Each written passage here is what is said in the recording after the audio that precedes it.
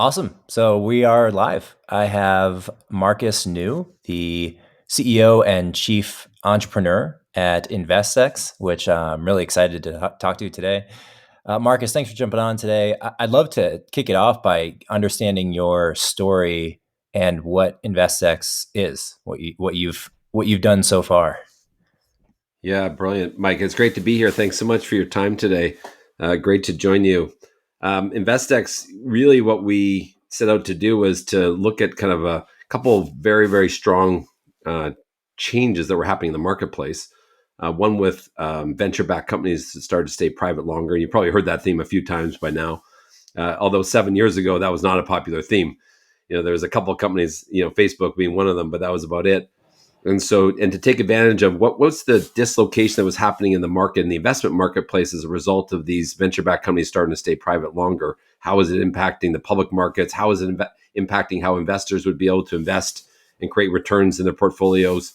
And so we set out to help a broader group of investors be able to get access to invest in these late stage pre-IPO companies. Because at the time when we looked at it, it was really interesting. The trend was that companies were starting to stay private longer. Historically they would stay private maybe 6 or 7 years, and all of a sudden it was 9 years and 10 years and 12 years and up to 14 years. Although it's backed off a little bit. I think it's around 12 years on average now for a venture-backed company. But there was the same group of about 6 to 10 institutional investors that actually made all the money.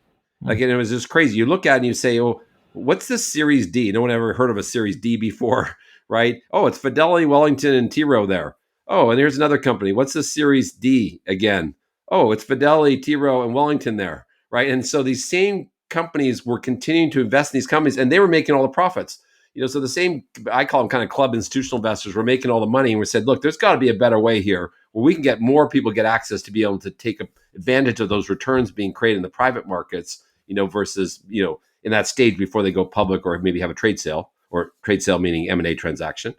There's got to be a better way or another way. And so we took our background, which was building, investment platforms, to start off and build a technology platform to be able to create broader access for more people. But we've actually focused on broker dealers, the Sellside firms, because we knew that they had the relationship with those customers. They wanted to get into the game, and you had these, dozen Buyside guys were the only guys who were in the game.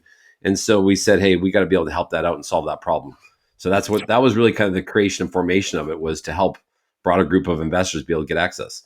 Really interesting. Yeah, I have observed this trend where instead of going IPO, companies will raise another round of really big funding late, Series D, Series E, and this is where SoftBank has come in and kind of change the market a bit, because they'll raise billions and invest hundreds of millions into companies. When you say, just so I understand the last part of what you said, the buy side and sell side, is the buy side of the market the people buying the shares? That would be Fidelity in the case that you mentioned, and then the sell side is selling stock, like the company like, say, Uber or something late stage. No, it'd be more like, in the financial markets, the buy side traditionally would be like your institutional fund managers. So, for example, Fidelity would be the right example of that. Hedge funds would be on the buy side because they have capital on hand and they're buying investments. The sell side firms are your broker dealer, wealth managers, because they're typically selling something to their clients, right? As part of why it initially happened. Even the institutional salespeople that might be selling shares at an IPO or selling research that, you should buy Tesla because our research at UBS says, this is a great company right now. Again, they're selling ideas to their customers. And so that's been kind of the differentiation of capital markets between kind of buy side and sell side is what group you're on. When we look at the sell side firms, so let's go back. So the original club investors were all these buy side firms, right? So Fidelity had capital on hand. It was deploying capital, and Fidelity, to their credit, we're super, super smart, right? Like if you think about, the U.S. large caps fund that Fidelity would have, what's the difference between that fund and T. Rowe's fund and, and all these other publicly traded, mutual funds that were investing in that same area? There was no difference. And so Fidelity kind of figured out, hey, if we go into the private markets and that entrepreneur that, traditionally would take his public company at 5 or 6 years, and we say, hey, look, you just don't do that. We'll write you a check for $200 million, stay private a little bit longer, and we'll benefit. What they saw was a way to create some more alpha or returns for their fund, right? So to their credit, they saw, hey, if we go into the place where no one is, kind of like, blue ocean strategy, right? If you're familiar with that book, right? The idea would be that we would actually be able to differentiate our return profile for our funds. And so, of course, T. Rowe walked in and Wallington walked in and a few others. But there's a lot of other guys that tried to walk in and they kind of cut them off. Like, we were the main first guys and kind of built themselves a franchise there, to their credit, right? And so, Why did they have a moat there? I mean, what did Fidelity have maybe earlier as opposed to now? But what did they have earlier other than just cash? Was it the brand? I mean, certainly there's not. I imagine the gap there between late stage funding rounds and the IPO is just access to hundreds of millions of dollars to make an investment, whereas typical VC firms would be in the maybe 30 to 80 million dollar range if they're going to write a check size. So was it just Fidelity was in a unique position where they had access to that amount of cash, and then were there other factors to it? yeah, there's really kind of, I think, three main factors. Number one is the VC business was set up to take, a lot of risk, right? And so they would take a portfolio approach. They invest in lots of companies. They need a couple of winners in that portfolio to create the returns, right? And the company would have a trade sale, which is most of them are actually trade sale, right? Most don't IPO actually. Most are bought by a larger corporation, and then you'd have a few that obviously they would IPO. And so that was kind of a built-in mechanism. You never heard of this area called growth, equity, growth investing until really, some of these large buy side firms came in and started to actually do it because they weren't venture capitalists. They didn't want to take the risk of these small companies in having lots of failures. What they wanted to do is basically capture some returns at the later stage of their life by giving them access to capital, right, to grow. And so part of it, I think, was just insight to go there first and be smarter about it. But the regulatory change that happened was actually probably a little bit inadvertent because it was actually designed for a different idea, but it actually got captured here in this area, which was in 2013 in September when the Jobs Act was passed. What happened is it allowed private companies to be able to expand beyond 500 shareholders. So at that point before, at 500 shareholders, there's a whole bunch of disclosure and restrictions for private companies to have more than 500 shareholders on their cap table. And they expanded that to more than 2,000.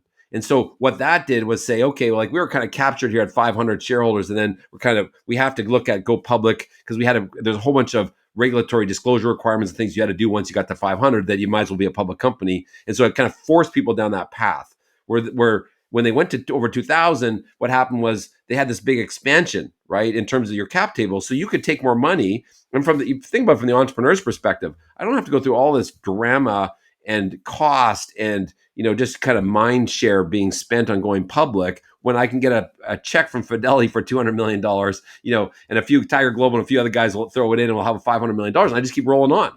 Yeah. Right. And and I can control the cap table. And so from the entrepreneur's perspective, it was very, very lucrative, right? They would step up value for me. I don't have all the issues with being public and I could actually get access to capital.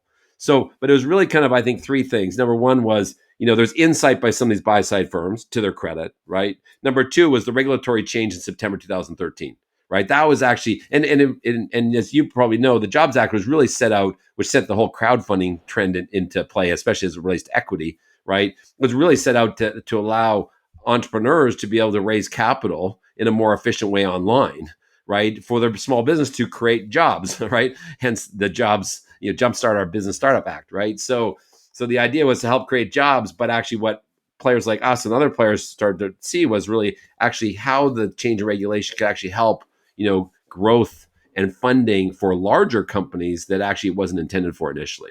And just to drill down on that a little bit, so the Jobs Act allowed to go from 500 to a few thousand investors on your cap table. That it kind of accelerates the crowdfunding play, so then thousands of people could invest in your company. But I'd imagine if you're in the late stage Series D, raising hundreds of millions, there's not thousands of people raising. So prior to InvestX and what you're doing, the Fidelities of the world, where's there a lot of? Did you look at this and say there's a lot of pressure for companies, both regulatory wise and just cost wise, to go through the whole banking cycle of the IPO? So there was pressure on those companies to not go through that process. So it made it easier for Fidelity to come in. Did the Jobs Act, were there other implications of the Jobs Act that accelerated the Fidelities of the world investing? Or is it more that just the Jobs Act opened the door for the crowdfunding play? Yeah, the if you go back to these late stage venture companies today, right? We call late stage, which historically there was very few of them, right? Amazon went public at 5 years, for example, right? So was the cap table expansion was a really critical element of it. And it's not so much that you have 500 shareholders, that investors that put money in. Your employees, when you start to get to 10 years old and the stock options expire, end up becoming shareholders. They take a slot, right? Right. And so your employee and these big companies that have thousands of employees, they're actually filling up a lot of these same slots, right? And so this was a part of it as well, right? So, but any company that's a fast growing company will start to have hundreds of people on its cap table. The seed round might have had 50 people on it, or 30 people just from angels that came in, and those types of people, right? So I think that that was a part of the expansion. The fact that there was a new pool of capital coming in, right? Because venture capital didn't have necessarily a whole lot of raised money for these late stage companies that would stay there private for 10 or 15 years, right? They usually had a couple of follow-on rounds is what they did, but then they would kind of usually tap out at around a C, right? Mm. So they invest in seed and A. They're winners. They'd invested in B and a C, and that's how they'd make their returns. But that's why they capped out, because they expect them to go public or be sold, right? Mm. And then what happens all of a sudden is the rules, the regulations changed, allowed a new set of investors to also come in who had capital for these late stage rounds and could play it out until it went public. And when they were public, could continue to add capital to them. Right? If you think about Fidelity, it could continue to add it for the next 20 years for a company, Yeah. right? It Yeah. didn't have the mandate like the venture funds did, which is right, more in the early stage. So we had a new pool of capital that moved from the public markets down into the private markets with regulatory change, right? And then there's also the adoption, I think, of all these kind of super, kind of trends and cycles, right? The consumerization electronically of things, platforms, like the social media platforms, different types of marketplace platforms, the Airbnbs and the Instacarts and the early days, the eBays of the world. But all these kind of things where consumers were using these platforms. Businesses were outsourcing to SaaS models now for delivery of software, right? And things of that nature. And so because this created also a very, very large exposure to these companies, right? And people wanted to own what they used, right? And it's like, hey, I'd love to own, Instacart. Oh, shoot, it's private, right? And Mhm. so, but Fidelity owns it and Wellington owns it, but no one else owns it, right? And so you also, that was the other piece too, was there was a much broader exposure as we saw the internet continue to mature and the adoption now of moving to really outsourced products and services, right? We ended up, also created a lot of that more visibility, right? Which then, what was the visibility? It creates more demand, Yeah. right? In general.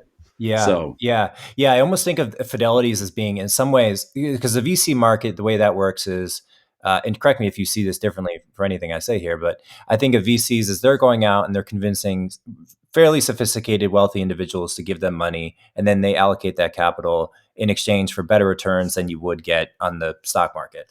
And so Fidelity has tons and tons of people that I'm curious where, if I do have a Fidelity account personally, and I just have it in a money market account, but that money is not under management from Fidelity. Did Fidelity have to go to its customers and say, hey, we're opening up a new class of capital allocation that's going to go to late stage companies? And same with T Rowe. Where did they get that capital even internally, if that makes sense? right. So maybe an easier way to think of it is that they didn't create the dedicated funds like you're seeing today in terms of growth equity, like dedicated funds, right? Back then, what happened was they would have their, their, let's say, U.S. large cap fund, right? And let's just say, for argument's sake, that it has $100 billion in it, right? And it was just allocated into U.S. large caps. And so all of a sudden, though, they said, well, look, in the private markets here, we can allocate a small percentage of those funds to illiquid investments, right? Mm. There's some regulatory requirements around the 40 Act funds, and these are what they call 40 Act funds. So there's some regulatory requirements that you have to be able to turn your investments into cash and create a daily NAV.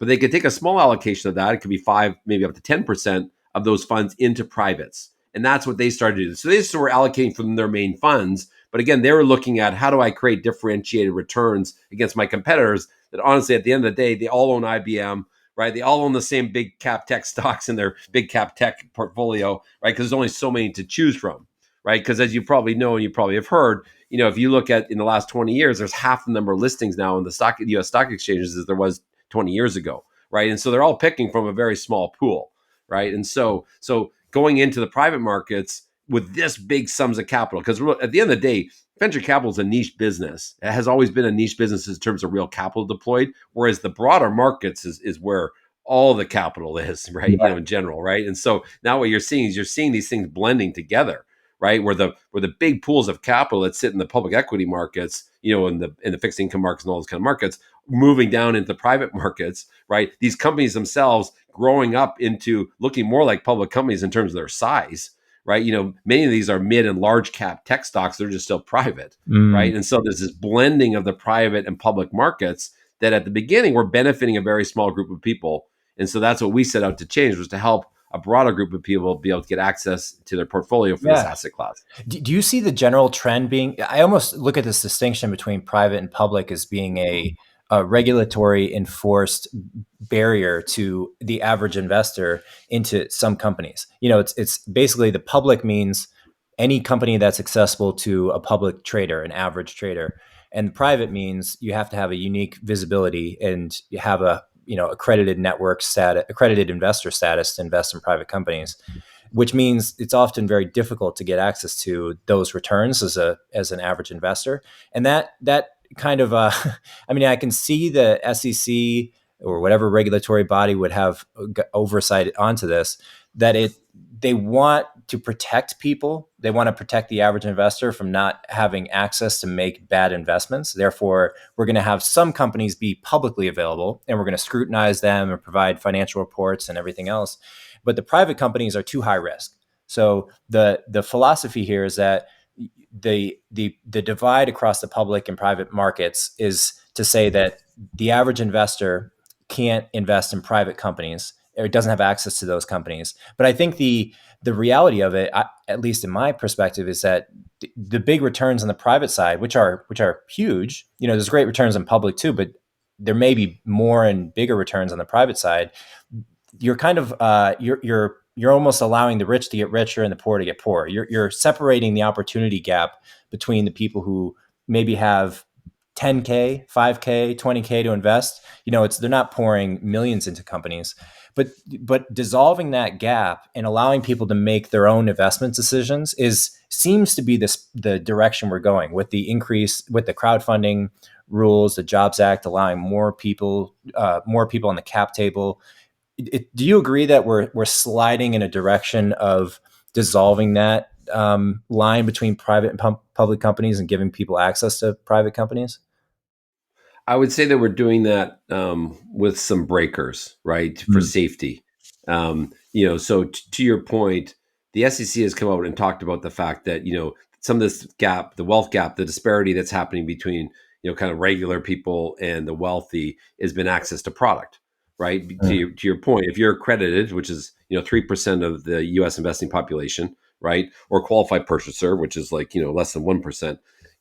That group of people can access more sophisticated products, right? Because the government, not the capability of, your own education and your own experience and understanding. The government has said that if you don't have a specific, net worth, you're not smart enough to be able to manage this, right? And so in December 2019, former SEC chairman came out and said, look, we want to change the rules to update this to start to allow other people to be able to access investing in private shares. Right. And so that was 2019. And then in the summer of 2020, they came out and had the first rule change. The first rule change was that if you were a registered investment advisor, for example, but let's say you're starting off, but you didn't have the net worth requirements, you could participate because you have enough education. And right, as an example, certified still by the government, but you have enough education. So we think that the government is going to continue to open that up with some breakers on it, right? To make sure that we don't get a lot of injuries, because the worst case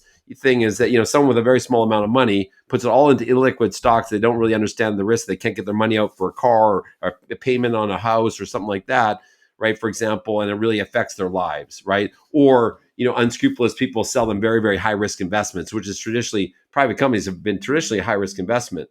What's been interesting about the growth equity space is that most of these companies are very, very de-risked from a customer revenue product perspective. They're not de-risked from valuation risk, or maybe growth rate risk, but they've been really de-risked from the perspective of figuring out their business model. I mean, these are the most successful companies in the world. They're just so private, right? And so they've always been lumped in with startups, though. If you're private, you must be startup, right? And startup means super high risk, Yeah. right? Well, I don't think anyone would think Instacart is a startup or super high risk, Yeah. right? At whatever they're at, 50 billion in revenue, Yeah. right? So as an example. So I think that from a regulatory perspective, we certainly are seeing changes happening there. And they'll continue to happen. Now, the flip side to it, if the regulators allow more people to start to get access to invest in these alternative investments, private shares in this particular case that we're talking about, or other types of alternative private investments, then what has to happen though too is that it'll start to mirror the public markets a little bit more. They'll have probably, we believe, they'll come out with more regulation to start to create some standardization of information, right? Because the one thing about the public markets is everyone knows exactly at the same time, in theory, right? What Tesla's earnings were this quarter, right? Everyone knows at the exact same time. And when there's material developments in that company, they have a requirement to disclose those material developments. And so the continuous disclosure requirements that have been around, in the Securities Act for a long, long time make the market fair, right? So that doesn't mean you can trade faster than a Goldman Sachs computer, but at least it makes the information part of the market fair. Yeah. So, but when you look at the private markets and these other alternative investments, the difference is information is very scarce, right? And so we think that probably, and they don't open it up fully because companies are private for a reason. They don't want to have all their information out there, right? And be so that everyone can see it. That's part of the benefits of being private. But at the same time, as we see the regulatory door open up a little bit more people start to go in, and we think eventually it gets to the mass affluent group, which is about 8% of the investment population, right? So credit is 3 and mass affluent 8. And so you may see where the requirements move down to, for example, you have financial income over $120,000 instead of over 200,000. Right? You can imagine every, white collar worker, and to some degree would almost start to fit into that category, right? Yeah. And your financial assets maybe only need to be 400,000 instead of 1 million, for example. But then they'll need to flip that as well on the other side, which is how do we create a little bit more of kind of fair level disclosure here, right? In order to make sure that we don't get people that have information and take advantage of others, because that's the risk too. The VC firm knows, for example, that Theranos is a fraud. I'm not saying Theranos is a fraud. I know it's still going to court. So allegedly a fraud, right? So, but they know they've alleged that it's a fraud. The VC knows that ahead of time and starts to sell their Theranos stock, right? Because no one else has information on that. So you can see some of the consequences of having where a few people have information can take advantage of that, as the markets become broader. But what, even in that case, wouldn't I'd almost make the argument that the VC who sells Theranos, or take any company that they believe is, that they actually know, say the VC firm knows that Theranos is not producing a product in which they advertise, and the VC goes and sells that. I mean, I'd argue that the VC's primary export, their core value, is their reputation. And when they throw that away and they basically say, hey, we want to make money on this one trade, and maybe they do make money, but they trade it for their entire reputation, it's like, yeah, you could do that, but I wonder if that happens in reality, because I can't imagine a VC being willing to make that trade. I think there's always shades of gray of everything, Yeah. right? It's not that we know that it's allegedly a fraud, right? Yeah. It's just, there's some evidence there that we want to de-risk out of our portfolio, right? And it may not be, but maybe it is, right? And so it's never so like, hey, I know it's a fraud and tomorrow they're announcing it, so I'm selling it today at the end of the day, right? Because the markets aren't that efficient anyways to do that. So I don't think it's ever, to your point, that would be very high reputational risk, to be lawsuits and stuff like that anyways. But I do think, again, when information is controlled by few, right, it creates a real competitive advantage for the few that have it, right? And so and it can create some bad actors. Yeah. And as we expand, as all markets expand, where the number of market participants within those markets expands, what happens is you just start to capture more and more bad actors just by the nature of it being a larger pool, right? And so the point is, I think, is just that the regulators are not immune to understanding these issues, right? And so I think as they open up the gates a little bit more to try to create this imbalance that's happening between regular investors and sophisticated, getting access to products and creating more wealth, and this wealth gap continuing to spread, that they'll also be looking at ways that to help make sure the market is a little bit more efficient and protected, right, as they open up the gates with more people to participate. Because today, for example, if you're a qualified purchaser accredited, they really don't care, right? You're a big boy or big woman, girl, etc. And you know what?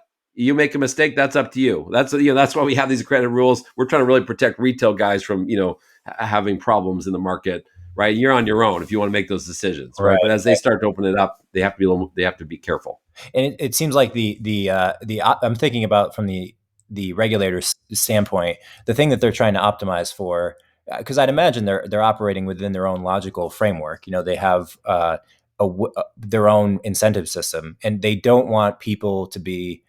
They don't want to see political pressure against them put on by people who are getting hosed in the public market. They're being tricked, they're being scammed. And even if people are being scammed and it's their own fault, they're going to put pressure politically. They may talk to their representatives, and I imagine that has to be the number one priority of the SEC. Is they want to remain, at least whatever governing body is in power, they want to remain in power. So on one end of the spectrum, the SEC wants to prevent people from getting scammed by the bad actors in the market. And on the other end of the spectrum, I would imagine they are trying to optimize for the greatest capital gains across the public people. All the people having access to the most deals, to make the most money, to grow the economy as widely as they can. I generally take the attitude that the less the government is involved, the better the economy does, and the more rules in place, the greater the restrictions, the less entrepreneurs are starting companies, the less people have access to invest in those companies and get returns. And it's just kind of, it's like bottlenecking the growth. And I almost view it as like the SEC is expanding the bottleneck. They're removing some of the restrictions that were previously in place. One thing I want to touch on, though, I really liked your comment there. There's a balance between the information disclosure and the almost competitiveness in the market. When you disclose all the information of your company, in theory, you're publicly traded, you have to abide by those rules. That's a competitive disadvantage compared to other people in the market who are not disclosing that. They can see all your returns, your P&Ls and everything else. And there's this middle class right now that I view, which probably is where InvestX is. I view AngelList as well as being in this market, maybe, where the investors that are on AngelList and the syndicates, they get access to this information. So they're getting access to non-public information, private information that they're using to make investment decisions. But if that information were just to be completely public, then it would be a disadvantage for those companies. So it's kind of a balancing act between companies giving, it's like a trade. It's like the company has to be willing to give some information to the investor in exchange for access to capital, but they also don't want to give all the information away as in the public markets. Yeah, it's kind of an interesting balancing act because it really is about information. It's access to, unique information that other people don't have insight to. Well, I think there's a couple of pieces there to kind of unpack, right? So if you're a startup company, you have nothing of value anyways, right? So there's nothing for you to protect. So you got to tell everyone about your vision in order to get any kind of money, right? So if you think about Angels List, yes, they talk about, well, who cares about the financials of that business? Because there is virtually no financials of that business, right? And even if they're a little bit more mature, it's still so immature that it's not competitive advantage. And no one's going into the exact, for example, if my CAC is really, my cost of acquisition of customer is really, really low, I'm not going into the details on how I get it really low. I'm just telling you that it's low, right? And so I think any of that proprietary stuff doesn't get disclosed, nor does it at the bigger companies either, right? So, but I think if you go back to kind of regulation, I don't want to overstate this. There's not a whole bunch of bad actors, right? Yeah. There's one Theranos, and again, alleged, but, there's one of those, a couple of things like that. WeWorks might be fit in that category a little bit, but WeWorks is more, kind of over exuberance of money and, which made bad decisions, right? It wasn't a fraud or something like that. So I don't think we have to worry so much about that. The one thing about the private markets compared to the public markets is because it takes time to actually transfer ownership of things, right? There's a period of time that actually a due diligence process that actually probably makes it safer actually than other kind of markets, for example.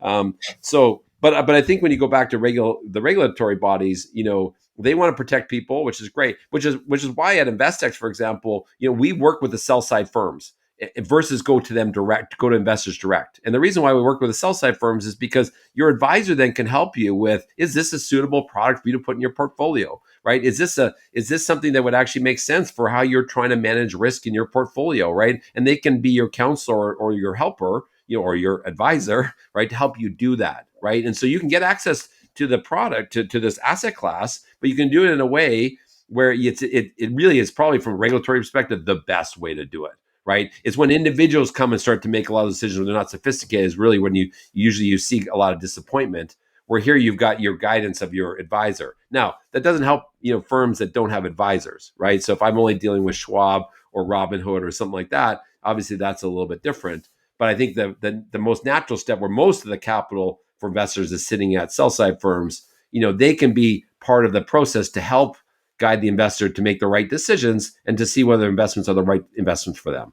And so you would be inviting, I imagine, when you think of building the marketplace at InvestX, you're thinking you want to attract broker dealers and advisors. Is there this might be an obvious question, but is there a core focus to invite the consumers to meet the advisors? So you're connecting the consumers with the broker dealers and advisors, No, or the no. advisors with broker dealers? Yeah, the broker dealers already have the investors or the consumers, I see. right? So the problem, so if you go into the marketplace today, the problem is most of these wealth management firms, right? Broker dealers, wealth management firms, and an institutional sales side as well, but they just don't have the understanding or access to how do we actually do this quote quote private market thing, right?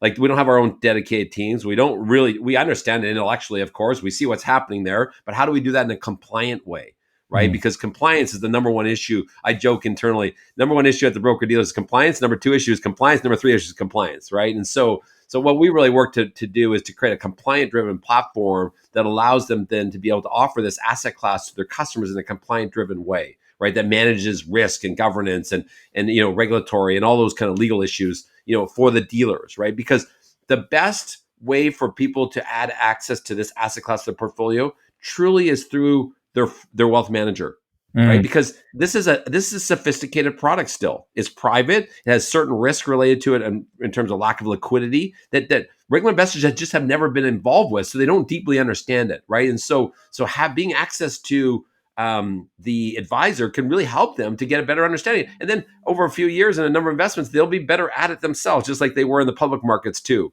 right? And maybe then they can make more of their own decisions. But I just think it's the best, healthiest way for the market is for those investors to actually go through their advisor who can give them some of that counsel, give them some of that insight, right? Because it is a bit of a sophisticated product still, right? And Yeah. so that's why we've really focused there, is because we know that if we think about how do we remember we started off with these 6 to 10 institutional club investors making all the money. Our vision was to help everyone be able to get access to this asset class. And it'll come in stages over the next, decades, as by regulation changes, but to do it in the safest way that's actually the best public interest and also in the best way for investors. And that to us is clearly through sell-side firms and through wealth managers. Yeah. And can you describe maybe a couple clients or a client of yours that comes to mind and the experience that they would have, just to sort of paint the picture a little more vividly? Yeah, 100%. So one of our partners is Jefferies, another partner, Canaccord Genuity. Canaccord Genuity has a wealth management business in Canada, the UK, the US. Jefferies, obviously one of the largest, investment banks in the world.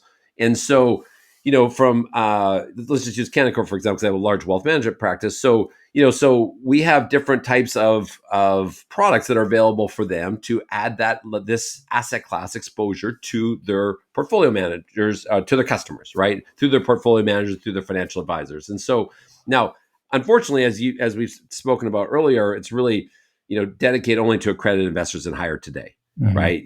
Although that's changing, but that's where it is today. So a lot of those corner office advisors, look at the portfolios, and there is usually some, what would I call it? Kind of gaps in terms of valuation between private and public markets, and that's really the liquidity gap. And that's why I say that there's some sophistication in these products, which is why it's really valuable to go through your advisor who can help you out with some of these nuances, right? So in the public markets today, if I buy Tesla and I want to sell it in the next 5 minutes, it's sold in the next 5 minutes. There's lots of liquidity. In the private markets, if I want to sell a private investment, it's very, very difficult to sell, right? And so you have to almost think of it like you've got an unlimited hold period, right? And so those are the kind of issues that the portfolio manager or the wealth manager could look at with the client saying, hey, look, a portion of our portfolio needs to be in these alternative assets for us to generate the best overall return for risk, right? And we've seen that if you look at the endowment funds, Yale's been talked about a lot. Harvard's been talked about a lot. How they have, Yale has I think it's 40% alternative assets, right? That's what their portfolios look like. All these long-term pension portfolios look like that. They all look like that because that's how they generate broader returns. You got to remember the credit markets stay fixed income, is 50 basis points. It's 0.5%, right? And so there's no returns in bonds, right? And there has been none for forever, by no being anything reasonable, right? And so barely hits inflation. So you have to have these other types of alternative assets. And so we find that those wealth managers help their clients to be able to add this asset class because they've never been able to do it before, right? And we've been working with Canaccord, for example, just use them for a number of years, where their clients have been able to get exposure to companies like Palantir that we've invested in, Airbnb that we've invested in, and DocuSign that we've invested in, right? And all these kind of companies. And we do it in a way that where, we control access to information, right? So it's not readily available to those clients because there's confidential information. And that for us is a red line. From an issuer's perspective, they know they trust us. We do the work and we use our reputation to be able to give good quality companies. And all we're doing is really just fractionalizing the investment, right? So if we invest $50 million in something, our LP pool is just a different LP pool than a traditional fund, right? For example. But we always keep the information as a red line for us only. Others don't get access to it, right? So that we can make sure that we're always very clear around those sensitive issues for customer or for our issuer partners. Interesting. Okay, that really helps to explain sort of the structure of things. When there's a couple of different ways to access shares of a private company. One would be through the secondary, or people selling. So if an employee owns shares in the company, they can transact those shares to another shareholder and in exchange for some purchase price. Then there's when companies issue new shares, they would sell those new shares and dilute everybody else, but they sell those new shares to somebody. And that's typically how companies raise money, is they dilute everyone in the pool, but then they print off new shares and sell those new shares. Is InvestX individually purchasing shares from existing shareholders, or are companies generally printing off new shares, or is InvestX not doing that at all, and only the advisors are doing that, the broker dealers? Yeah, so InvestX is kind of we do both. So Okay. that would be known as kind of primary rounds and secondaries, right? So Mm-hmm. primary round is the company's going to raise $300 million, right? And so InvestX would come in and participate and say, we're going to invest $50 million of that $300 million round, right? And our investment team would look at it, do due diligence, and decide, hey, this is a great investment. We really love the quality of the entrepreneurs and the management team, their market positions, et cetera, right? And then so we would end up making that investment. Secondary would be, where an early VC firm wants to sell a position because their fund's expired, or an acquisition founder sold their business to Dropbox and, all their money's tied up, net worth's tied up in those shares. And so they would do what they call a secondary transaction, where no money's going into the company, right? It's just changing ownership of people that exist on the cap table today. And we would participate in those things as well, right? So, but we typically always work with the issuer, the company themselves, right? We help the issuer to pick up what I call ad hoc liquidity. Throughout the year, the CFO, the corporate development people at those issuers need someone that can buy shares throughout the year, right? Someone that they trust, with information, someone that they trust that will own those shares until, a long period of time from now, right? So, and we become that partner, like we had companies like Spotify and SoFi, they would phone us up and say, hey, look, we need someone to pick up $2 million or $1 million of stock. Could you purchase it for us, right? And pick that up for us. And what we do is we reduce the number of people on the cap table of those companies, right? By doing that, right? In Palantir's case, I think we took 45 people off the cap table, right? And in other places we've done the same. And so we try to be a value-added partner to our issuers, to help them in terms of getting liquidity for important customers and people that are important to the company. At the same time, for us, investing in these amazing entrepreneurs and these amazing world-class companies, and then our pool of capital is just a different pool of capital than others, right? Because we believe that the sell-side channel, the wealth management channel, is the most valuable channel for people to buy these investments through, because they get guidance in a product that is relatively sophisticated. And we just hate when people do things because it's like, I hear a cocktail party name, I got to go to SpaceX, I go buy something online, and they lose a bunch of money because they didn't understand anything about it. Now, don't get me wrong, I love SpaceX, it's an amazing company, but you do need to understand kind of where they're at. Yeah. There's a lot of things around investing, right? We're not in a casino here, right? We're professional institutional investors. We're not casino operators. Yeah, as if there was a line there. Just kidding. Right. So the say if I'm on the InvestX site and I'm a wealth manager who's primarily using the site on behalf of the investors that are Their client, they're right? representing their clients. Would I go and I would see different opportunities there? So there'd be like a list of different investment opportunities that, like you said, it's not as liquid as the public markets, but it's like you can invest up to 300,000 to this business or this business and this business, and you can. Is that how the user experience works, or how does it work? Yeah, yeah, it's similar to that. It's a closed network, right? Because it's only available to institutional partners of ours, right? In terms of these firms, but in essence, that's right. So we would purchase $50 million of something, and then we would in effect allow our partners who basically are the capital drivers of that, right? So but we have dedicated funds as well, right? So where we actually our investment management team actually makes the decisions, the diversified 25 or 30 different positions, right? And they're very much more similar where the wealth manager would buy interest in the fund, right? Like limited partnership interest in the fund. And then that would be placed into the client's portfolio for the next, 5 years, right? So different types of products like that, because at the end of the day, we just believe that more people should have access to this growth equity asset class. But it is sophisticated, right? And it requires some insight to understand it, and some of the risks related to it, right? Which are really real in any kind of private product. Mm. But we think that the returns have been really good because the quality companies are good, and there's some real gaps in the private markets to the public markets that allow for that, right? A Interesting. lack of Yeah, liquidity, so there's discounts in terms of valuation because there's no liquidity, lack of information, right? So things of that nature. totally. And I think this is a smooth segue here, but I wanted to ask you about SPACs. So special purpose access. What is the C? I always forget the C. Corporation, maybe Yeah. company. I don't. Yeah, company. Yeah, that's what it is. So the concept really is that if a private company wants access to public funding, obviously they can go the IPO route and raise money through Goldman and other bankers, but they can also create this SPAC. And I understand it a little bit, but I'm curious if you have more insight here. In that it's not a new concept, but has become more utilized recently. And the idea is that you're creating a holding company that purchases some number of shares from a private company, and then that holding company itself, that SPAC, is publicly accessible in the public market. So I can buy, SPAC 123 or whatever the ticker symbol is, and therefore Yeah. by purchasing the holding company, I'm having access to the private. And generally speaking, I think the SPAC is it's uniquely and exclusively owning one company. So it's like the SPAC for Spotify, as opposed to a more diversified holding company. Right. So let me maybe make it a little simpler, right? So this is really kind of on the liquidity process for the private company. So the private company says, look, I've got all these shareholders, venture-backed shareholders, they need to get returns, right? The great thing about venture-backed companies is they sit on the board and they usually try to steer a return, right? They can only get a return once they get liquid. So the methods for doing that, number one method for venture-backed companies to basically turn their shares into cash is trade sale, right? M&A transaction. That's number one, right? So number two then is go public. And to go public, there's really kind of a few different forms. One, I could be obviously acquired like in a trade sale. Number two, I can have an IPO. Number three, more recently, when we've had, for example, Spotify, and we had Palantir as an example, and Slack, investment companies of ours that we invested in all go through a direct, listing, right?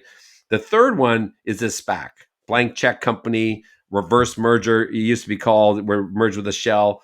What's really happened there, I think, is a couple of things. Is that the incentive alignments around SPAC are so lucrative that it's created a lot of the capital players to come into the market. And so what does that mean? So let me unpack that, right? So if you look at trading commissions, just to give you an example, trading commissions 20 years ago were like, 2, 3, 4% to make a trade, plus you get an eighth or a 16th on the market making spread, right? That now is fractions of cents, right? It's down to basically, 5 basis points. It's down to virtually zero. And as most of your listeners experience it, they don't even pay for a trade. It's like a zero trade today. There is no money in trading anymore, right? So what's happened is a big revenue stream of these firms has gone down to zero, right? And so number one, right?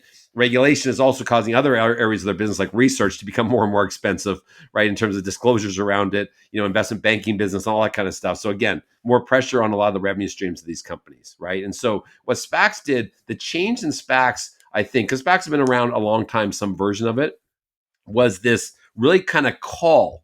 So the call means this, is that basically I'm a founder and I say, I'm going to start a SPAC. Okay. So I got to put together a little team. We got to go find a really great company. Right. And so the quality of that team, it's like a sourcing team, much like a venture fund would have a really great, you need some people to originate and find a really great company to invest in. Well, in SPAC, it's just a single investment, but I got to do basically the same thing. And so I get incentivized by getting a bunch of zero price shares, right? So I don't have to pay anything for the shares. Now I have to put up some working capital, which is my risk. So let's say I have to put up $5 million of my own money to basically have some working capital, make sure I pay for the legal, the transaction cost to make that company happen, right? And that's why I get these shares for it. So shares technically aren't zero, but they're very, very low priced, right? And then what happens, I go to bankers, right? And I say, Mr. Banker, I want to raise $200 million for my SPAC, which, by the way, you're going to get paid 5% in fees, okay? Remember, trading commissions, 1 cent. 5% in fees on $200 million, right? Not bad, $10 million, right? So $10 million in fees versus 5 cents for a trade, right? And so, but here's the great news. You can put your institutional clients into that. They take their money, that $200 million, and it goes into basically a savings account, guaranteed, right? Held there, making interest, right? If those investors don't like the SPAC company that we're going to buy, then they get their money back. By the way, but you got paid your money, right? You got paid your fees to place it up, right? Everyone's gotten paid these fees, right? And so what happens is that it's become like this no-brainer. For example, for the institutional investor, I just put my money up there. I get a portion of a warrant. So if the company's something great, I do it. Otherwise, I just take my money back. I heard yesterday, I was talking with someone about SPACs, a real specialist that says now 80% of the money that's put up in those SPACs initially, like the $200 million, is being pulled back at the SPAC de-SPACing event where it's merging with the company, right, that they actually acquire, right? Now, remember the incentives, and I'll summarize what I'm saying. The incentives for the promoters that put that thing together is, it doesn't really matter if it's a low quality deal or a high quality deal. As long as there's a deal, they get all these free shares, right? They get shares the equivalent of, let's say, $1. The SPAC's $10, right? They put up $6 million. That's $60 million in profit for them, right? Minimum, right? And so you have these aligned incentives that are aligned to make money, but actually not aligned to find really high quality companies. And so what people recognize is, oh my goodness, bankers that make the money, the promoters make the money. This is why the SEC is all over this now, right? Everyone's making money. And there's only so many quality deals. Like there's not 600 high quality, private companies you can just go take public in 1 year, right? And so what's happening, but there's an incentive you have to do a deal or the promoters lose $6 million. So they're going to put anything in there. I don't want to speak facetiously, but pretty much are going to put anything in there because they don't want to lose their self-interest. I don't want to lose my $6 million I put up, right? So you can see what's happening here. What in essence is happening here is there's aligned financial incentives that actually, had a purpose at one point, but then what happens when everyone saw this aligned financial incentive to make money and a lot of money, all of a sudden an explosion of SPACs, right? And then what happens is not enough quality deals. And so now you're going to start to see all the issues, right? They're going to start to come out. It's just because there's too many of them chasing too few quality deals. Now, if there was a control on it, which you can never be in a free market system where, hey, we're only allowed to have 50 SPACs a year. Of course, that would never happen. But if you did, well, you probably actually could be a great mechanism for it because there are advantages for SPACs for the issuer. The issuer doesn't have to leave a whole bunch of money on the table in the IPO, right? Because you remember, if Goldman Sachs does the IPO, they want their institutional clients to buy at the lowest price possible. The more money they make, better for their business, right? So they are actually incentivized to price it as low as they can, right? For example, where the issuer, it's like, geez, the stock doubles. I just left, $5 billion of value. If it was properly priced, I should have sold at $70 instead of $35 a share. So that's the counter argument for the issuer. And the issuer now can negotiate it more because they have more control over the SPAC, right? So that's the other piece to it too, right? So the issuer, it can be good for them because they can have more control over valuation. They can also control who the investors are on the pipe and who are in the SPAC. So that could be a positive. The disadvantage here is that there's too many SPACs that don't have really high quality teams behind them. And then all of a sudden now what's happening is the financial incentives are making it a big mess by just having lots of them chasing bad deals. And we're going to see more and more things, where stocks are just going to trade below their price. So yeah, wow, that was a beautiful summary.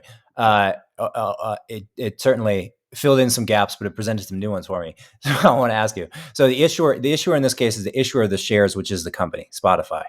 Is that right? Well, no. So let's take SoFi, right? So SoFi just did its SPAC, right? And so SPAC comes to SoFi, and probably many of them did, right? And said, hey, look, instead of doing a direct listing or instead of hiring up Morgan Stanley or Goldman Sachs, right, to do an IPO, here we can actually negotiate the value of the IPO, meaning the de-SPAC where the companies merge. So what happens is you don't actually buy the holding company. What happens is the SPAC with the money merges with the private company, and then it's renamed the private company. That's in effect, how the transaction happens. And so the idea is, well, you've got $300 million here already in the SPAC, so you don't have to go raise it. We just have to negotiate with the promoters of it, the guys who put it together, on what the right valuation is for your company. Whereas if I go to Goldman Sachs and I say, hey, look, my last round was $4 billion and I want to go out public, and they go, well, we'll go to the market and we'll test what the price might be. And the institutional investor might say it's worth 4 billion or 3 or 5 or 8 or 50, whatever, doesn't matter. And they put a So price the on it. market's driving it, right? Based on incentives of keeping it as low as possible because the guys writing the checks want to make the most money. Whereas here you negotiate with 5 guys or 3 guys on the SPAC board, right? Who are incentivized to do a deal, not incentivized to get the right price for the deal. They're just incentivized to do a deal. So you can imagine, you can see what's happening here, right? Without thinking too hard.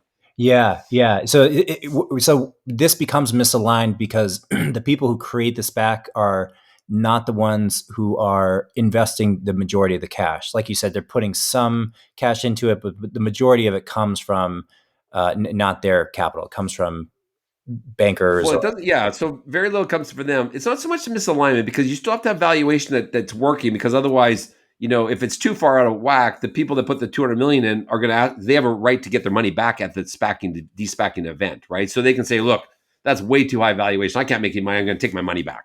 So there is some natural tension there that comes to some fair value, but it becomes a negotiated value amongst the existing investors that are already in the SPAC, the new pipe investors, right? So the new investors bring in new money, right? And the private company, right? And so, but there's more flexibility there versus the uncertainty of the Goldman Sachs or the Morgan Stanley Roadshow, where those institutional investors then kind of set a price amongst themselves, right?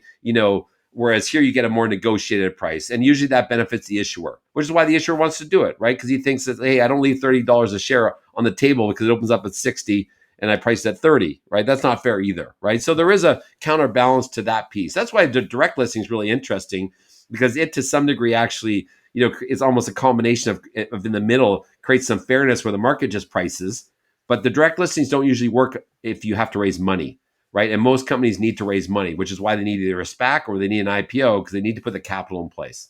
So direct listings will be a much more kind of a thin sliver of the market because of that factor. And the idea that they wouldn't raise money, I'm perplexed there. So if Spotify or SoFi went direct list, Spotify did, SoFi went through the SPAC. Any company that goes direct listing, they're effectively saying they're taking the cap table and they're saying 20%, 30% of our shares are going to be allocated to the public markets, and those people can trade them as they please. Wouldn't there be an influx of capital as soon as they release those new shares? Or are they not? Yeah, so think of it more like the treasury. What does the company need to do to raise money or to keep successfully growing its business? And Airbnb did direct listing too, right? So if they have enough money, so typically what you do see, and we saw this with Airbnb and we saw this with Palantir, is they raised a large private institutional round a few months before the direct listing. So in effect, they've got the cash already. They negotiated with a single or maybe 2 or 3 institutional investors, right? They've got the cash on hand now. Now what they can do is they can see where the market wants to position what the value of the company is, right? And so today, roughly, Airbnb, I think it's about $168 a share, right? It went up to about $215, in the market before the lockup came over with all the free shares came out. But the point being is that the market will set the price now based on supply and demand. And then if it needs to raise more money, you can do it in the context of where that market is, right? Because you've got a fairer market. So that's the real benefit of the direct listing, is you get a fairer valuation for the company because it's set by the market. And then you as the leaders of that company can decide, hey, I want to raise money now because I think that the price is worth something that's fair, or I don't have to, right? And I can wait for us to build our business more, et cetera. So there's more flexibility there. But you do have to have enough capital in your firm to make sure you don't use that event, to waste that event of going public for the one time, because you only go public once, right? To raise a lot of capital to make sure you've got the working capital you want to execute your business plan. Interesting.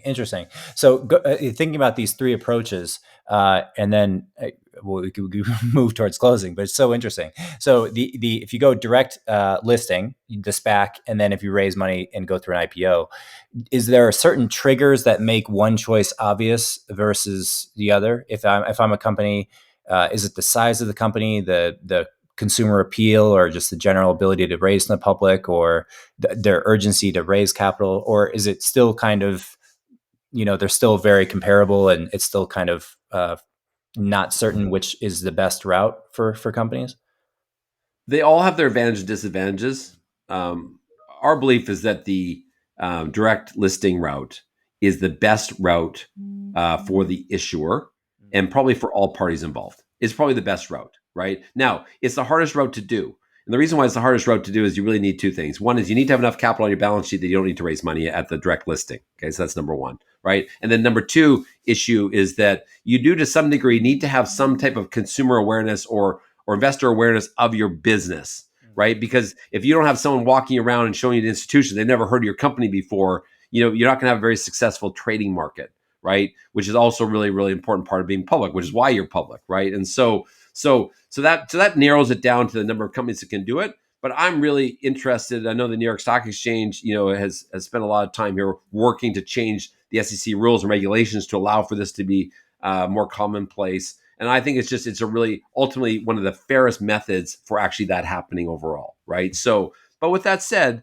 the IPO, right, of having the endorsement by Morgan Stanley or Goldman or Jefferies or any of these kind of companies, right, is really valuable too. You get an endorsement of one of the best firms in the world, right, in terms of what you're doing, the credibility of it, and the access to the relationships they have. That's what, in essence, what you're buying. You're buying their access to their relationships to these best fund managers who then can give you capital, right? And the third route, in my mind, would be the SPAC. And the SPAC just has a lot of what I call promote in it, right? Meaning those guys that's formed it, they get a piece of the company that ultimately new investors are paying for, right? The company is probably negotiating the fairest value for themselves there outside of a direct listing, right? Because they're negotiating with the prices. So it's probably the best for the issuer in that particular case, but maybe not the best for investors. But eventually, all these things don't matter 12 months and 24 months because now it's all about the company's performance. Right. So right, that's the right. good news. It all washes out, Yeah. in the end. So yeah, but it is nonetheless. It's very important during the time that they're making this transition. Private company into public.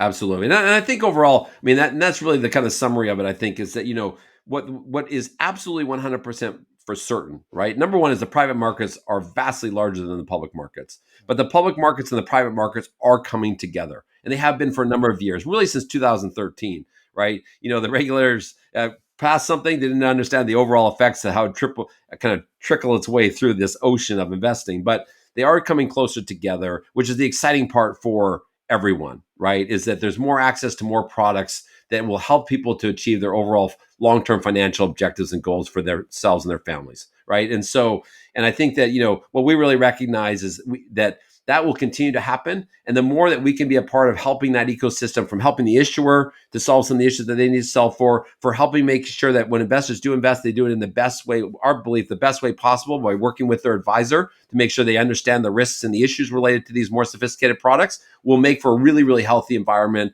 that will help issuers be more successful with capital, and managing their cap table, will help investors be able to understand the risks related to sophisticated products, and overall help them to help their families to be able to be more successful investing for the long term and achieving their financial objectives. Awesome. Yeah, it's so fascinating because everyone is impacted by this, right? Your access to unique deals, unique companies, and opportunities as an average person, it's super important. Just as important as where you put your time and attention for your own career and your own occupation. It's like where are you going to put your savings? And I think that question for most people, anecdotally, is, oh, I'll just put it in my checking account or I'll just put it in the public market. It's like, well, you can. There's nothing wrong with that, but now there's many more opportunities to invest it in new areas, which is really exciting. I love this whole area of the shifting landscape that allow new opportunities for average investors to come about, which kudos to you guys. I mean, you're certainly making significant strides. Where is the company now in terms of its traction? Funding or employees or customers, whatever you can mention. Would love to learn. Yeah, so we're growing really, really quickly. We've been adding lots and lots of sell-side firms to the platform. We just recently completed a strategic investment by Jefferies and Virtu, which is one of the largest makers of liquidity in the world in the capital markets, and Canaccord Genuity, who I mentioned to you earlier, we've been working with for a number of years. And so we're just really excited about trying to help customers, by investors and through our partners, to be able to access this asset class, right? And we think that there's the market itself has a lot of limitations in it because there's very little electronification of it, and we think that using technology, using a platform to help people make it more efficient actually helps also drive costs out of it. The market today, actually investing in the private markets is very expensive.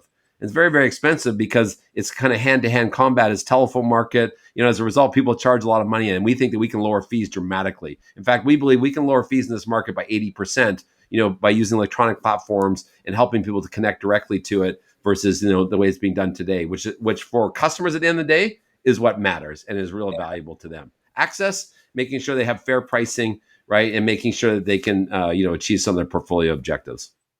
And can you mention the scale of the company in terms of funding raised or just general traction? Yeah, we haven't spoken about that, but we have been around for now going up on 7 years, right? We're cross border. You can see us on LinkedIn. We're adding lots and lots of people. We expect we'll be 100 people next year. We've got, as I mentioned, we finished a strategic round recently. We haven't disclosed, a lot of the details of it, by design, but we're certainly in a great spot. We opened up an office in New York last year. We've been adding lots of people to the executive team. And so it's a super exciting time. And there's a lot of tailwinds, obviously, where we are and where we're positioned, right? From regulatory tailwinds, to just, investor adoption of this product. But most importantly, sell side firms want to know, how do I get access to this in a compliant way? And we've always focused on compliance. That's been the kind of core issue of what we try to work on is, compliance to help our partners to be able to have a broader product set to offer their customers. Yeah, cool. Well, Marcus, thanks so much for diving in the details. I've certainly learned a lot, and I'm sure people listening will as well. Uh, any other final thoughts? I mean, things that you're actively looking for. You mentioned certainly companies that are looking for compliant ways to access capital in private companies. Um, Anything else top of mind for you? And also mention where people can find you if you're active on any social media like Twitter or LinkedIn or if just the company follow the company. Yeah, I think so sell side firms are obviously are our heart is for sell side firms and helping them with their business, and that's really our passion and our desire. The other part is issuers. We love partnering with issuers, and we partner with some amazing entrepreneurs and management teams of issuers, and helping them with being very, very discreet, right, in terms of what they're doing, having a lot of anonymous types of things that help them control information, but also helping them to serve kind of a lot of the needs they have around liquidity throughout the year, right? And they always have people throughout the year that need liquidity, and we've been really great partners to our partner issuer firms, who we absolutely adore. So those are kind of our two big kind of segments that Yeah. we look to take care of and to really drive value and add value to them. Are you active on social media at all? I do somewhat on LinkedIn. Would be my preferred choice. No TikTok Um, account? but but our company certainly is more active than I am. Yeah. So Cool. Cool. Well, Mr. Marcus New, really appreciate all your insights, sir. Thanks for jumping on today. yeah, it's wonderful to be with you. All right, man.